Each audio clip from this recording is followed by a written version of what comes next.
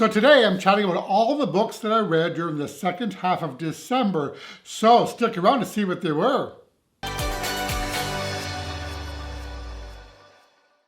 Hey friends, Roger here. Welcome to my channel, Roger's Reads. So today I'm doing my December month-end wrap-up. And for those of you who have been around here a while, you know that I typically break up my wrap-ups into two parts, mid-month and month-end, because I tend to read quite a few books during the month. So I break it in two so that we're not here all day. So since I have quite a few books to talk about, let's get cracking.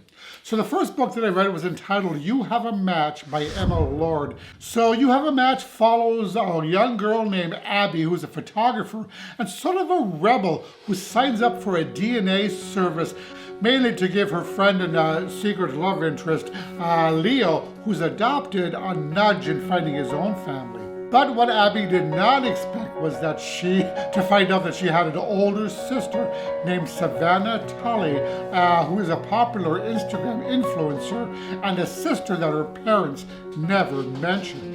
So Savannah and Abby decide to meet up at summer camp to try and figure out why Abby's parents gave Savvy up and why they never mentioned the existence of said sister to Abby. And from there, all sorts of hijinks ensue. For instance, Leo, who is the secret love interest, shows up at camp which is a surprise to Abby, and ends up being the camp's cook, which only increases Abby's growing feelings for Leo. And then the three of them learn that Abby's parents have a secret that threatens to unravel everything.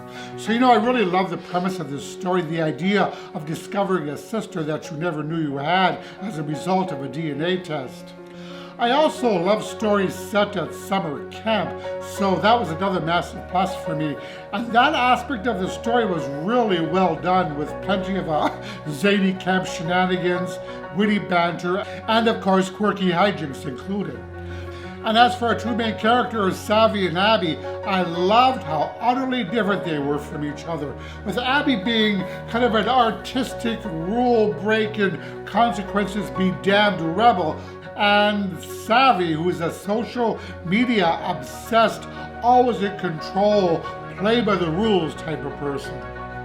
There was also a romance aspect to this book, though it did take a back seat to the newly discovered sister relationship, and it was so much fun watching the two girls get to know each other and begin to slowly understand each other. I loved how they put their heads together to try to figure out why their parents gave Savvy up and uncover the reason why they never told Abby that she had a sister. The big reveal regarding that mystery was also a lot of fun. And it was fun how complicated and messy all the relationships in this book were, all of which had not only a compelling dynamic, but also they all changed and evolved throughout the narrative. So all in all, I thought that You Have a Match is a really beautifully rendered exploration of friendship, with all of its exhilarations, disappointments, mistakes, with a fair amount of melodrama thrown in. And it is through friendship that Abby learns some of the most important truths about herself and the kind of person that she wants to be. So the next book I want to talk about is entitled Possession, written by Katie Lowe. So Possession is a psychological thriller that follows a woman psychiatrist named Hannah Catton, whose husband Graham was brutally murdered 10 years prior. Now Hannah claims that she does not remember a single thing about that night, but another suspect was caught and tried and convicted for the crime, with the case being wrapped up as a robbery gone wrong. So Hannah and her young daughter subsequently packed up and left town, never looking back after that night. So now there's a true crime podcast called Conviction, which is known for overturning convictions and getting to the truth. And now that podcast has turned its attention to Hannah's case, which is now threatening her new life. So there are, as it turns out, several dark secrets that Hannah's been hiding that comes to light as the story progresses. And this is when Hannah's life begins to really unravel, especially once the people closest to her start to doubt her innocence. So as more questions are raised, Hannah becomes the center of a public outcry and begins to worry about the safety of herself and her family. So the question here is, did she do it? Did she murder her husband? Or does she really not remember the events of that night? And things get even more interesting when there may or may not be a paranormal event introduced into the story. So this book intrigued me right from the get-go, and my head was spinning with all of the different directions that the story went in, resulting in a super twisty tale. So this is one of those books where you end up questioning everything and everyone, and you're not really quite sure who to believe, especially since it becomes evident at some point that Hannah is in fact lying about certain things. There are also several different timelines which I enjoyed, which moved back and forth between 2008, the year the murder occurred, and a couple of years before the murder, and the present day. With each piece, with each timeline, dropping hints as to what really occurred. So what I really enjoyed was the author's innovative use of the true crime podcast as a plot device. And I think this is the second such novel that I've read like this, and both times I've loved the result. I feel that it can really create a unique spin to the story, and it certainly did in this one. But all in all, this ended up being quite a dark, haunting, and emotionally intense novel, which addresses a variety of themes such as domestic abuse, mental health, guilt, murder, past mistakes, and the role of social media in our lives. So all in all, Possession is a fast-paced, gripping, spooky tale of a revenge and murder that I really, really love. So the next book that I read is entitled This Time Next Year, written by Sophie Cousins. So this is an unconventional rom-com that follows Minnie Cooper, and yes, that's her real name, who meets Quint Hamilton at a New Year's Eve party after Minnie ends up getting locked in the bathroom all night long. So after talking, they realize that they are somewhat kindred spirits in that they were both born 30 years prior, only a couple of minutes apart on New Year's Eve in the same hospital. In fact, their mothers met at the hospital, and as it turns out, there's a bit of bad blood between the two ladies. And we learn the reason for that at the beginning of the story. So apart from being born on the same day in the same place, Minnie and Quinn couldn't be more different. So Quinn is a wealthy, though charming party boy with commitment issues, and Minnie is a hard-working, somewhat insecure business owner / chef who's just barely getting by. Now it's also worth mentioning that Minnie considers herself somewhat jinxed because horrible things always happen to her on her birthday, on New Year's Eve and New Year's Day. For instance, during the year in which the main narrative occurs, she ends up getting locked in a bathroom all night long, and later that day ends up losing her apartment. So thus she tends to stay at home and hide on New Year's Eve and New Year's Day. So the story here is told via several different timelines, and as we move through the story, we see how Minnie and Quinn are continuously brought together, often without them even realizing it or being aware of it. For instance, some of these strange parallels involving their paths crossing several times over through their childhood and teenage years, though they never officially meet each other. So, as the narrative progresses, which is told through both of their points of view, we also learn the backstory of their mothers, which is an essential element to the plotline, which I found utterly fascinating. I also enjoyed how Minnie and Quinn change their views of each other once they begin spending some time together. So in this way, they learn not to judge a book by its cover, as it were.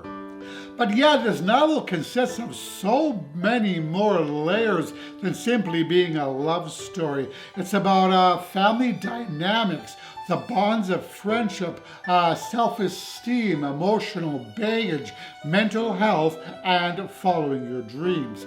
But what really made this novel stand out for me were the brilliant and engaging secondary characters, each of whom added depth and feeling to the story. Not only were they complex and extremely well drawn, but also authentic, quirky, somewhat eccentric, and utterly loyal. So all in all, this time next year is an enjoyable, satisfying read. So the next book I want to talk about is entitled Over and Over, written by Rand Michael Ekman, and this is a graphic novel. And it's a delightful graphic novel, actually, that follows Tom, a young gay man recovering from a breakup, and he's feeling kind of down in the dumps at the beginning of the story. But he decides to get back into the dating game, and we then follow his adventures as he does so. So the story takes a turn when he encounters a man named Omer who could end up being just a friend or maybe something more. So first off, I really love the plotline of this story. It's a whole lot more than simply being a bad breakup novel, and I adored the surprising and unexpected twist at the end. So the talented author does a phenomenal job of bringing this story to life through the beautiful artwork. And let me show you some of the artwork. And I feel that the art really fits in well with the entire setup of this story. And how it all plays out is phenomenal. So I really ended up enjoying this author's art style, especially how expressive the emotions are drawn. So I hope this author continues to publish their work, as they definitely have some mad skills. So I loved it. So the next book I read was entitled Touch, written by Claire North. So I read another book by this author, The First 15 Lies of Harry August. So I was excited when this book came to my attention, as it sounded like it would be right up my alley. So Touch is a unique sci-fi slash thriller slash espionage story that follows an entity known as Kepler, who is referred to as a ghost. That is to say, a being who has the ability to jump from one body to another, basically hijacking that other person's body. So the ghost then lives that other person's life. It drives that person's car, is married to that person's spouse, can spend that person's money, and have sex using that person's body. So the person whose body they take over, the host, is then pushed aside, and they have no memory of anything that occurs while the ghost is in possession. So ghosts can leave a body at any time by simply touching another person. So the story here takes off when the host body that Kepler is occupying is brutally murdered.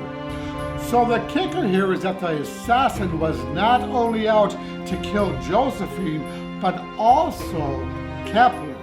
So the murderer was aware of the existence of Kepler. So Kepler now occupies the assassin's body and is determined to find out the truth about who or what is behind the assassination and why. So, this story kind of reminded me of a book called Every Day by David Levithan, in which the entity wakes up in a new body every day, except that they have no control over who they occupy. It's entirely random. In this story, however, the characters can jump into any body they want, whenever they want, by simply touching. So I really love the original premise of this story of how these ghosts can live any type of life they want.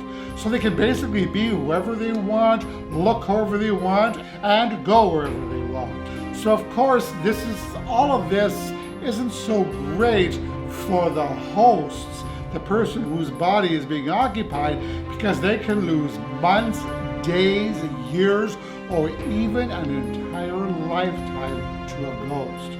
So imagine that you're 17 years old and you shake hands with a stranger, and the next thing you know, you're 77, with children and grandchildren, and you don't remember any of the prior 60 years. So in this way, the story deals with the morality, implications, and ramifications of wearing someone else's body. So there were many interesting moral issues that were brought up throughout the pages of this book, especially those such as free will, identity, and the nature of love. So all in all, this story ranks up among my favorites, especially with the likable yet morally gray protagonist. So the next book that I read was entitled Giovannis Room, written by James Baldwin. So this is a tragic classic gay literary novel written in 1956 and is actually quite a courageous novel for its time. So the story takes place in Paris in the 1950s and follows an American man named David who is desperately trying to suppress his sexuality and deal with his internalized homophobia. So he has a female fiancée named Hella who is off traveling somewhere in Spain. So while in Paris, David begins a love affair with a handsome and passionate male Italian bartender named Giovanni. So David ends up living with him in Giovanni's room, leading to a catastrophic turn of events, mainly due to David's inability to acknowledge or accept his true feelings for Giovanni. So David, who is the narrator of this story, is an extremely unlikable character. He's selfish, dishonest, cruel, extremely judgmental, self-loathing, self-deprecating, and feels next to nothing when he hurts those who love him. So David pretty much hates himself and seems to hate anyone who cares for him. And though he claims to be happy at times, there's this shadow hanging over him, this claustrophobic feeling of despair. So what we have here is a broken and complex young man struggling with his sexuality and the love triangle which he has creating kind of a self-made prison. So though David is mostly an unlikable protagonist, your heart still breaks for him because of his deep loathing and shame, which both seem to crush him, and unfortunately, both of which win out in this story, leading to pain, loneliness, and terrible tragedy. So yes, this is really a grim, draining, and heart-wrenching novel. Still, there are many compelling messages and metaphors within these pages, all expressed in Baldwin's beautiful and mesmerizing prose, almost like music. And though this is a short novel, I think it only comes in at around 150 pages, it's as hauntingly beautiful as it is evocative and really packs an almighty emotional punch in such a short span of pages. So the next book that I read is entitled Boy Shattered by Eli Easton. So Boy Shattered, oh wow, what a novel. So this follows our two main characters, Brian and Landon, and the story takes place at Jefferson Waller High School.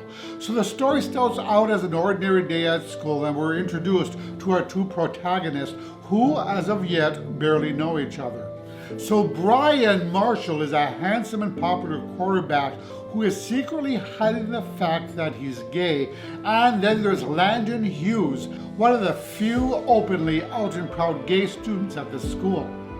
So the next day, two gunmen attack the school. And in the midst of the shooting rampage, Landon comes across Brian in the school cafeteria, bleeding out from a gunshot wound on the floor. So following his instincts, Landon immediately puts pressure on the wound and saves Brian's life. So what follows in the heart-wrenching aftermath of the school tragedy is a strong connection that forms between Brian and Landon. So after the days of the tragedy, Brian is now living with severe PTSD and survivor's guilt. And through it all, Landon ends up becoming Brian's sole system of support. It's also worth mentioning that the shooters were never caught, which only adds to Brian's anxiety. So the days that follow, Brian starts spending more and more time with Landon and his parents, and a powerful friendship develops between the two boys. Now, it doesn't take long for Brian to finally admit to Landon that he's not only gay, but he's also had a secret crush on Landon for a while. Though this admission doesn't happen right away, and that romance here is definitely a super slow burn. So I enjoyed that the story is told both from Brian and Landon's points of view, allowing us to see both the events and the aftermath from both of their perspectives. We really get a feel for Brian's fear, anxiety, and uncertainty, and Landon's strong desire to not only protect Brian, but to enact permanent change. It also helped to show the different paths that the two of them had to take in order to heal from the event. Now, let me say that the first couple of chapters of this book, which chronicled the events of the massacre, were absolutely brutal to read. The author does not sugarcoat the events of the shooting nor the aftermath, and steps us through the events in a really realistic way. So really, this story hit me super hard. It's raw, heart-shattering, visceral, with so much horror and grief. And though it's fiction, you realize while reading it that this sort of thing has actually happened to real people in real life. And that realization is kind of tough to get through. But through the tragedy, there is a silver lining here, and that is the slow and tender romance that develops between Brian and Landon. The story ended up being hopeful and uplifting, a light that shines through the darkness. But though there is a romance between these two boys, the heart of this story is how each of them deals with the after effects of the shooting, each coping and healing in different ways. And there's also a mystery to solve, as the killers were not initially caught, which added extra intrigue and tension to the story. So reading this story will leave you outraged, angry, sad, and frightened for our characters, but it also leaves you with hope at the end that Brian and Landon, through their love, will end up being okay. So while this story is indeed gut-wrenching and brutal, it is also beautiful in many ways as well. So yes, this is a painful story, but there is a lot of beauty and heart to it as well. So if you do have the fortitude to take out a story such as this one, you may find it as rewarding as I did. But all in all, I'm really glad that I read this story, and I'm glad that it came to my attention. I admit I did put off reading it for quite some time because of the heavy subject matter, but ultimately I'm really glad that I picked it up finally. So yes, I've enjoyed every book that I've read by this author, and this one was no exception. Though the author's impressive writing skills really shone through in this story, not every author has the writing chops to pull off what the author did here. So the next book that I read was entitled Instant Karma by Marissa Meyer.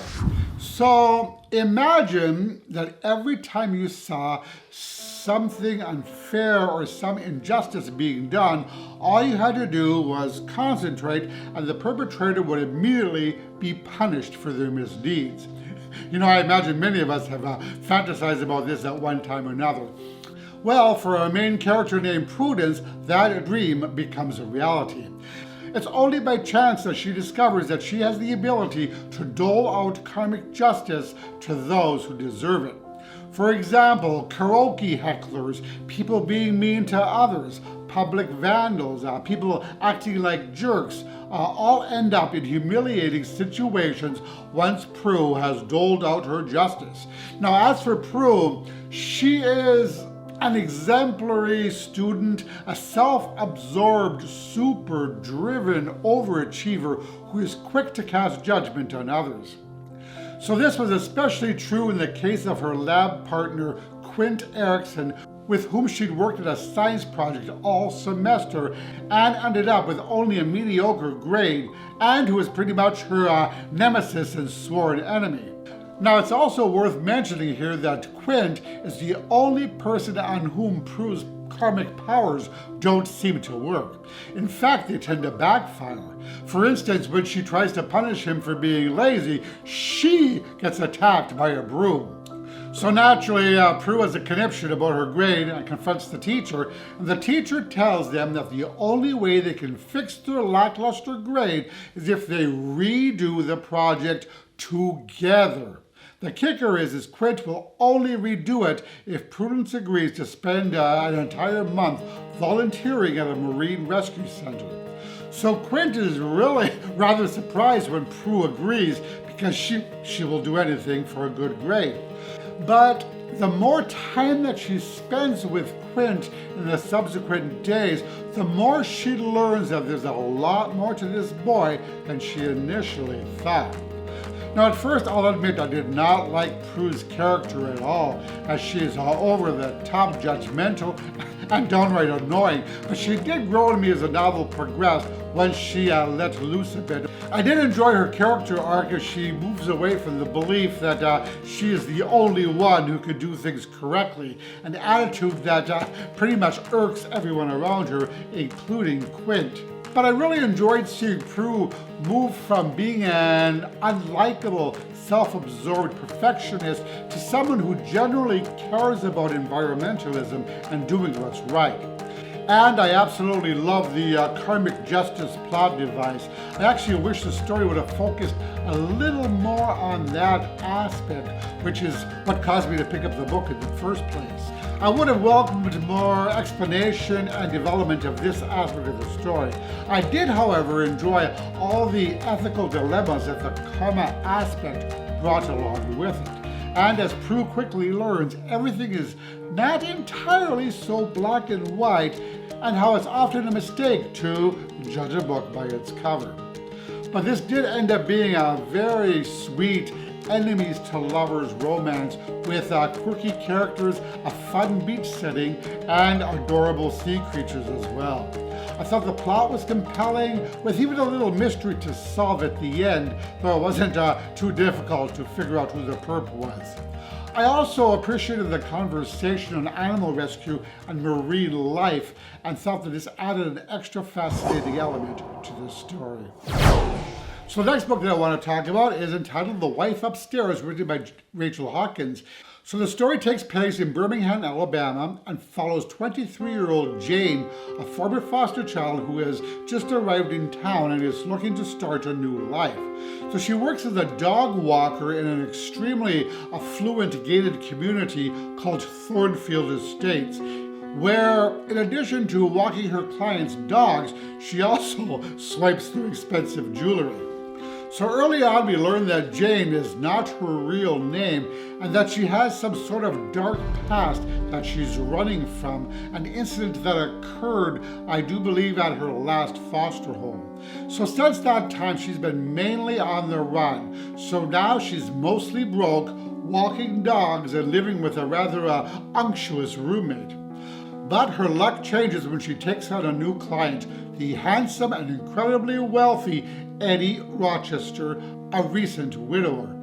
His successful entrepreneur wife Bee, also not her real name, and her friend Blanche, both women, drowned in a boating accident a couple of months prior during a girls' only weekend at the cabin. But their bodies were never found. So Jane now sets her sights much higher than merely on expensive jewelry. She sets them on Eddie, and soon she is determined to be the new Mrs. Rochester. So sparks fly as Eddie and Jane begin a whirlwind romance. But as we soon learn, Jane is not the only one keeping deep, dark secrets which may even involve murder. So Jane then makes a shocking discovery which changes everything. So this is supposedly a darker retelling of a Jane Eyre, which I really can't comment on as I've never read that book. But I can say that this was one hell of a dark and twisty rags to riches domestic thriller with a plethora of evil and menacing characters and a compelling mystery to solve. So I love a story where nobody or nothing is as they seem, which was definitely the case here. So all in all, I thought The Wife Upstairs is an immersive and addicting story with a Southern Gothic vibe that held me in rapt attention until the surprising ending. So many secrets, so many lies, leading to many surprising twists, all resulting in a fast read with plenty of punch. And I'll probably be diving into this a little more deeply during a Thriller Thursday in upcoming videos. And the last book I'm going to talk about this month was entitled Beasts of Extraordinary Circumstance, written by Ruth Emmy Lang. So this is quite a quirky and whimsical magical realism novel that follows quite an odd fellow named Waylon Gray, an orphan who was raised by a pack of wolves.